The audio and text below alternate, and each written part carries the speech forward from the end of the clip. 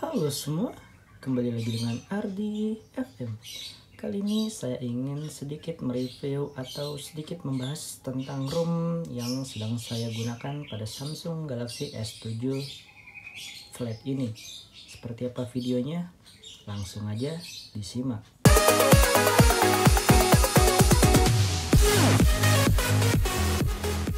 Oke, jadi ROM yang sedang saya gunakan itu adalah ROM Floydkey versi 5 ya.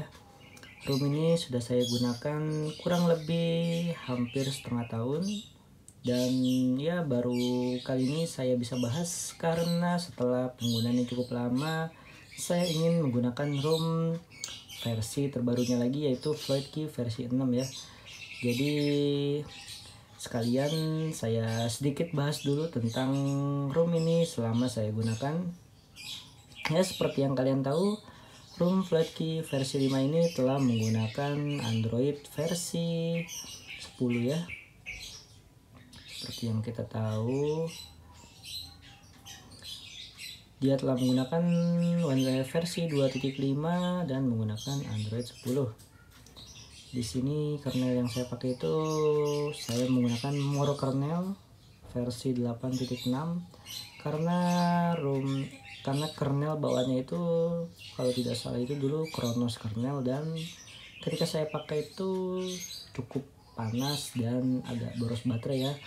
Makanya saya gunakan versi kernel Moro ini, dan setelah saya gunakan ya bagus banget.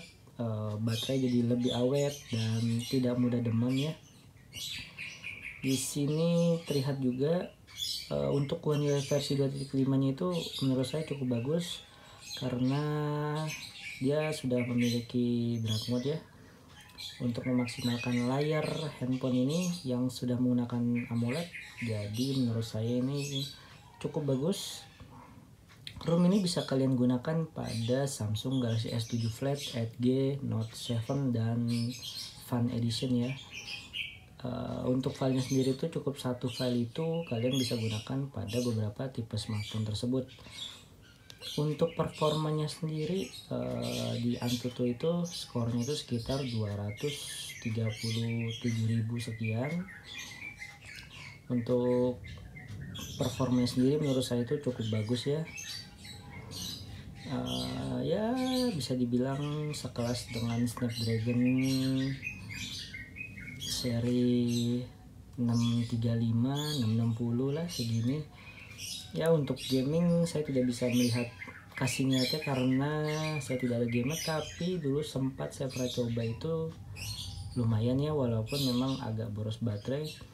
Untuk Geekbench-nya sendiri itu skornya itu di angka single core 300 dan multi core-nya 1200. Menurut saya ini cukup tinggi.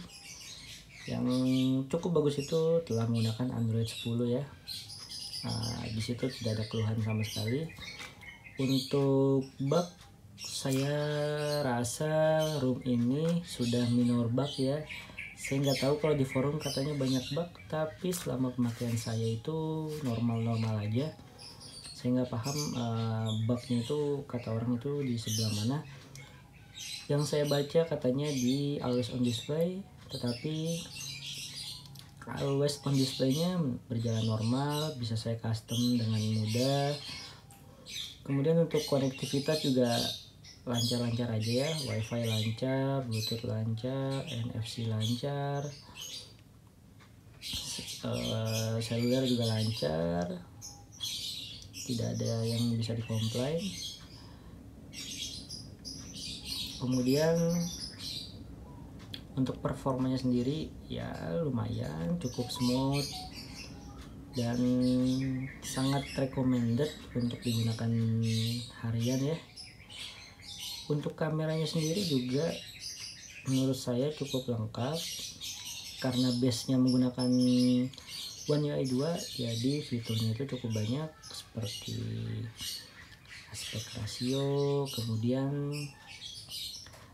untuk video, kita juga video bisa menggunakan 60 fps di Ultra HD lagi. Quad HD bisa, di Ultra HD pun bisa 60 fps. Untuk stabilisasinya juga menurut saya masih bekerja pada Full HD ya.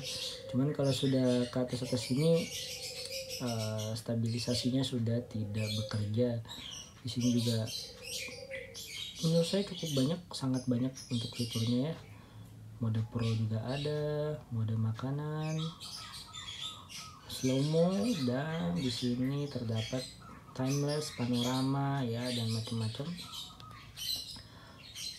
Untuk UI-nya sendiri ya jelas ya, di sini jauh banget dibandingkan dengan menggunakan Samsung Experience di room lamanya. Oke.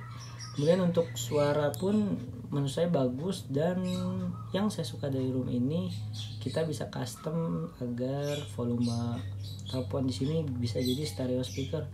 Jadi ketika saya mengaktifkan fitur tersebut, speaker yang di bawah sini dan yang di sini jadi hidup dua-duanya. Mungkin saya sedikit tes aja ya.